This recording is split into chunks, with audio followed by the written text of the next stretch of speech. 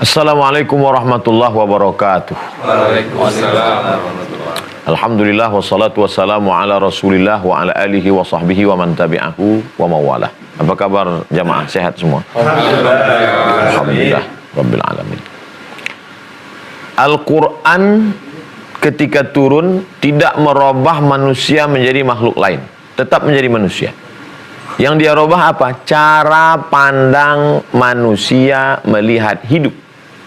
Dulu, sebelum Al-Quran turun, orang punya satu pandangan bahwa dia harus punya kekuasaan menguasai kabilah-kabilah ini. Maka kabilah-kabilah Arab itu dikuasai oleh orang-orang yang kuat, oleh para pasukan perang. Dia harus pergi rihlatas syita, perdagangan musim dingin, wasaif, musim panas. 6 bulan mereka dalam perjalanan. Karena siapa yang paling kaya dihormati, dimuliakan. Setelah Islam datang, cara pandang ini dirubah. Inna akramakum indallah, yang paling mulia di sisi Allah, atqakum, yang paling takwa. Yang paling kaya di antara kamu siapa? Yang paling banyak wakaf dan sedekah. Jadi bukan berarti Islam merubah makhluk, lalu berhenti, lalu tidak beraktivitas, lalu berubah menjadi makhluk lain, lalu tidak. Yang dulu sebelumnya menjadi pasukan perang, tetap berperang. Yang dulu sebelumnya memanah, tetap memanah. Yang dulu sebelumnya berdagang, berniaga, tetap.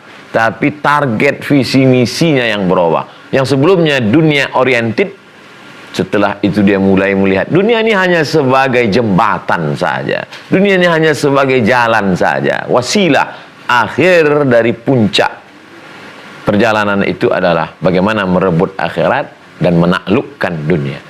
Inilah visi misi kedatangan Nabi Muhammad sallallahu alaihi wasallam. Banyak ayat, tapi kita akan mengkaji 1-2 ayat terkait ini. Di antaranya adalah surah Al-Baqarah 272. Tetap memohon ampun, memohon perlindungan Allah. A'udzubillah minasyaitonir rajim. Apa kata Allah Subhanahu wa taala? A'udzubillahi minasyaitonir rajim. Laisa 'alaika hudahum. Laisa 'alaika hudahum. Alaika ka Muhammad sallallahu alaihi wasallam. Laisa bukan. Alaika kewajiban bagimu. Hudahum memberikan hidayah kepada mereka. Diajak kepada kebenaran, dilarang minum khamar, dilarang berzina, dilarang berjudi, diajak mengucapkan syahadat, jangan menyembah Lata, Uzza, Manat, Hubal, Jibti, Tagut, Naham. Bukannya mengikut tapi malah melawan. Maka ada istilah futur dalam dakwah, down. Nabi Muhammad tidak mengalami down, tapi umat Muhammad SAW amat sangat mungkin dengan semangatnya menggebu-gebu. Tiba-tiba yang dihadapi ini adalah tembok beton. Ketika ditabrak, bam, temboknya tidak roboh, kita yang mental ke belakang, down. Ini obatnya. Laisa 'alaika hudahum. Bukan kamu yang memberikan hidayah.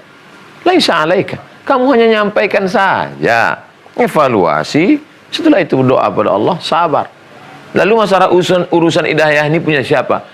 Walakinnallaha yahdi man yasha.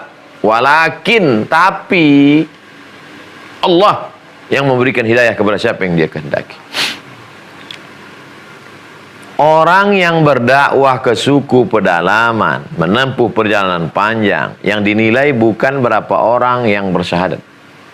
Yang dinilai adalah proses dia menyampaikan itu.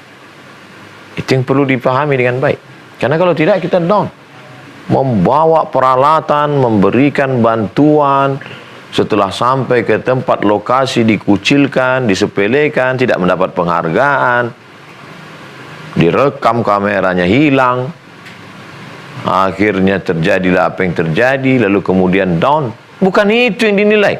Yang dinilai kredit poinnya bukan terletak pada berapa yang menerima, tapi proses perjalanan panjang. Ini penyembuh luka. Maka Al-Quran disebut wa nunazzilu minal Qur'ani ma huwa syifa. Al-Quran itu penawar luka. yang hatimu terluka karena masalah-masalah ini, laisa 'alaika hudahum walakinallaha yahdi man yasha. Wa ma tunfiqu min khairin fali anfusikum. Wa ma tunfiqu min khairin fali anfusikum. Apapun yang kau berikan, nafaqah, nafkah,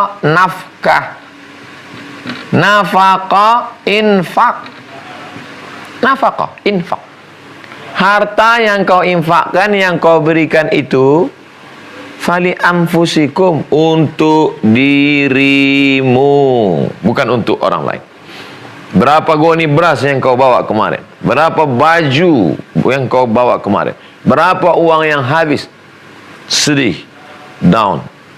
Fali anfusikum, itu untukmu. Bagaimana mungkin untuk saya? Kan habis dimakan mereka, habis untuk pakaian mereka, habis untuk perjalanan dakwah. Yang tersisa untuk saya, itulah yang tersisa untuk. Berapa total hartamu semua? Ada 1 miliar, Ustaz. 1 miliar. Yang kau bawa kemarin ke pedalaman berapa? Ada sekitar 100 juta, Pak Ustaz. Hitung total semua, ada sekitar 200, Pak Ustaz. Yang 200 inilah yang akan kau bawa untuk dirimu mati. Adapun yang 800 akan dibagi oleh ahli waris, akan diambil, hilang.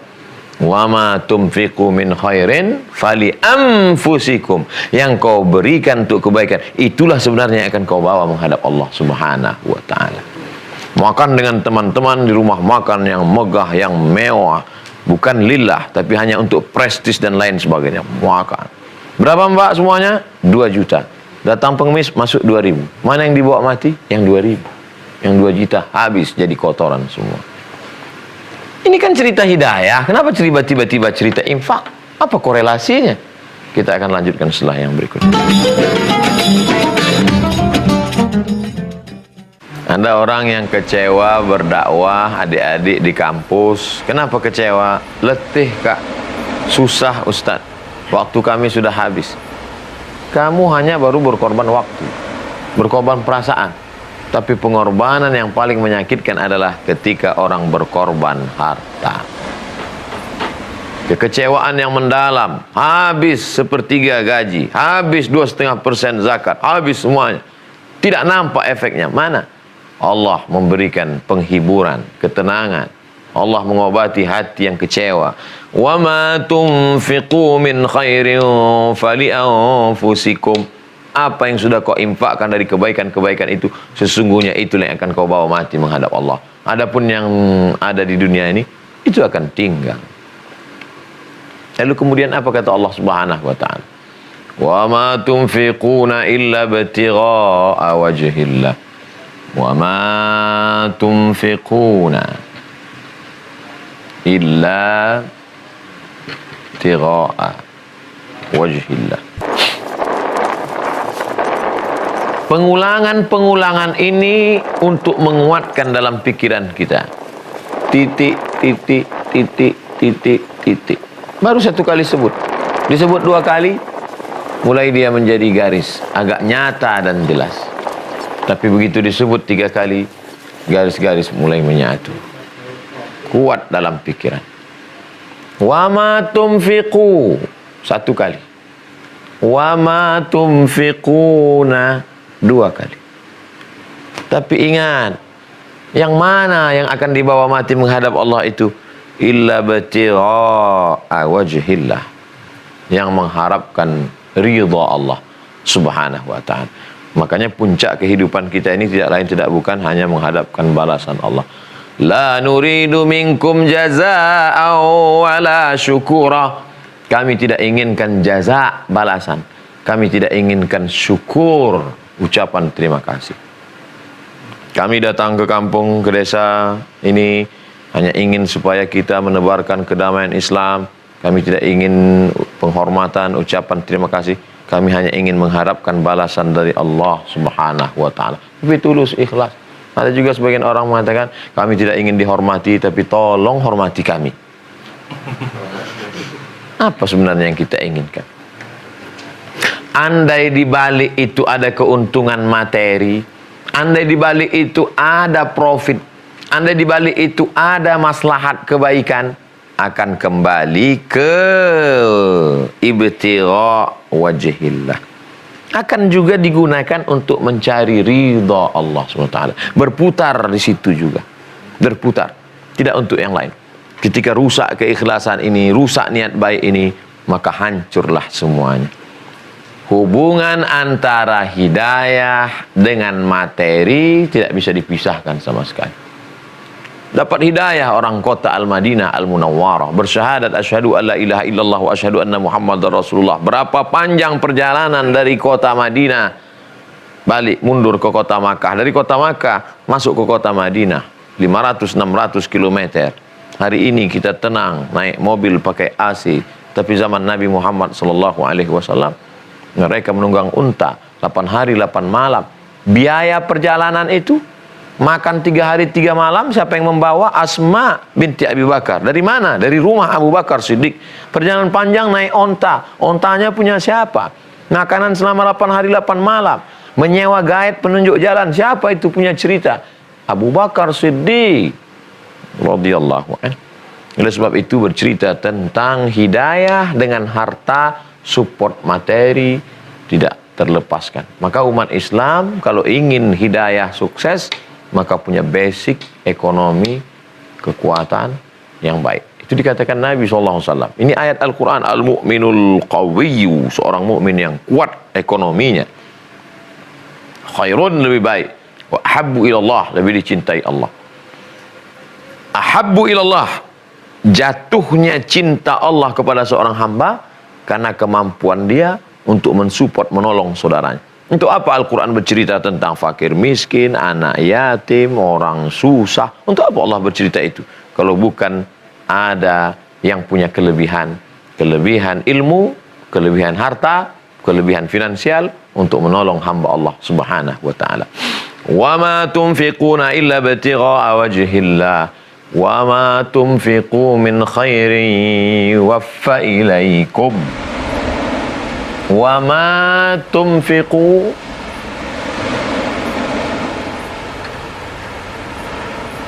min khairin, ketiga kali yang engkau infakkan untuk kebaikan-kebaikan itu, yuwaffa ilaikum, maka dia akan dibalas Allah Subhanahu wa ta'ala.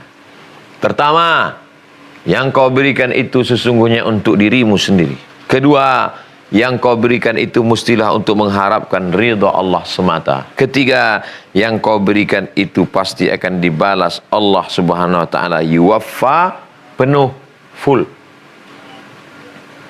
Sekali sebut boleh jadi lupa, sekali sebut boleh jadi ragu. Kalau sudah 3 kali, penekanan makna yang begitu kuat.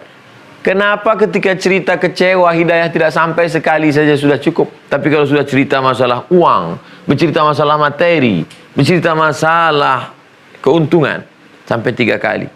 Untuk menunjukkan bahwa godaan harta begitu kuat. Banyak orang ketika digoda, diuji dengan kemiskinan, lulus. Diuji dengan sakit, makin banyak istighfar. Makin sakit, makin banyak berzikir. Tapi kalau sudah diuji dengan harta, disitulah datang lalai, datang sombong, datang angkuh, datang berbagai macam. Oleh sebab itu maka kekuasaan disupport oleh harta. Kekuasaan, orang bisa berkuasa karena harta. Ilmu juga karena harta. Bagaimana mungkin orang mendapatkan ilmu tanpa harta? Pendidikan mahal. Maka harta bukan segalanya. Tapi tanpa harta, sulit orang untuk mendapatkan segalanya. Termasuklah dakwah hidayah juga dengan support harta yang luar biasa. Ayat belum selesai, kita akan lanjutkan setelah yang berikut ini. Kita beri 30. Pasti yang terpikir di kepala mesti dapat balasan 31. Syukur-syukur 33, 35. The best. Beri 30, dibalas cuman 30. Oke lah. Nggak untung, nggak rugi. Tapi kalau sampai beri 30, cuman dibalas 10, maka kita sudah kena zalim 20. Nah, pembalasan Allah Subhanahu wa taala, yuwaffa, Allah balas, itu balasannya 31, 30 atau 10 dalam hati. Nanti kalau saya beri begini, kira-kira Allah balas berapa ya?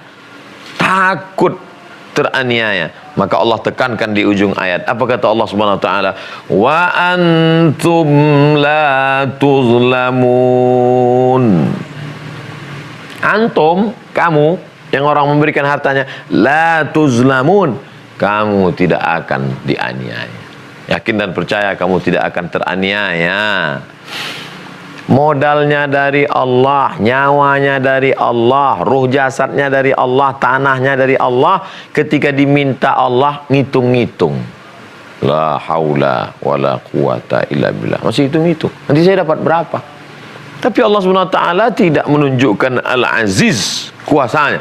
Kalau Allah mau menunjukkan kuasanya, innama amruhu iza arada syai'an ay yaqula kum fayakun. Mati ini orang. Tapi Allah tetap mengajak dia tetap berfikir, wa antum la tuzlamun, kamu tidak akan teraniaya, jangan takut. Kama sali habbah, satu biji, ambatat sab'a sanabil, tumbuh 7 cabang. Wa fi kulli sumbulatin mi'atu habbah, dalam satu cabang ada 100, 200, 300, 400, 500, 600, 700. Wallahu yudha'ifu liman yasha, Allah melipat gandakan sesuai kehendaknya. Wallahu wasi'un alim, maha luas karunia Allah Subhanahu wa ta'ala. Di awal ayat, jangan kecewa kalau orang tidak seperti yang diharapkan. Respon orang tidak seperti yang diinginkan, jangan kecewa. Di ujung ayat, jangan takut kecewa kalau tidak mendapat balasan, merasa teraniaya. Kenapa? Karena yang tidak dibalas di sini akan mendapatkan balasan yang lebih lengkap, yang lebih indah.